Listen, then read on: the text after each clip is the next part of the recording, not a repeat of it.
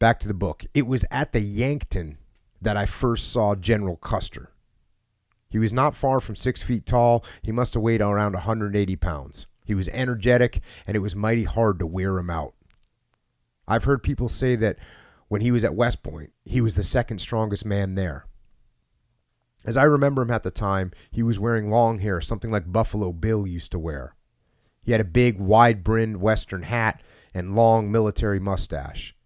His hair and mustache were yellow, tawny-colored. I suppose would be the right way to describe them.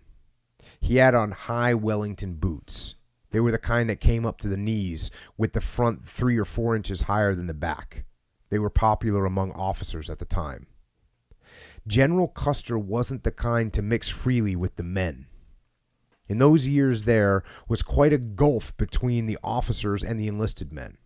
Some of the officers were friendly and easygoing with their troopers, but there was always a gulf. Custer struck me as being aloof and removed.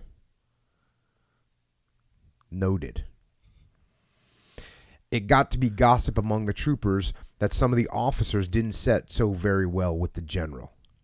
My captain, Colonel Benteen. So there's something interesting. I got to point this out. Some of these, including General Custer, these guys had been promoted during the Civil War. So General Custer had become a general during the Civil War. But after the war, they got demoted. They got put back down in rank because they shrank the armies.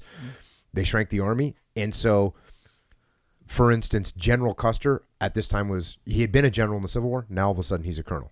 So he got put down in rank. And it's the same with, he's talking about his boss, Windolph's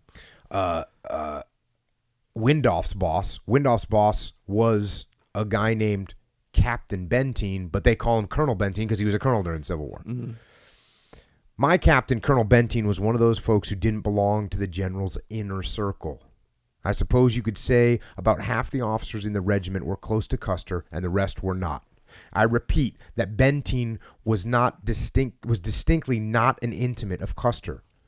I heard all sorts of reasons why that was true. There was one report that Benteen had turned bitter because Custer had pulled out after the Battle of the Washita in December 1868 in Kansas and had left Major Elliott and 17 men to their fate.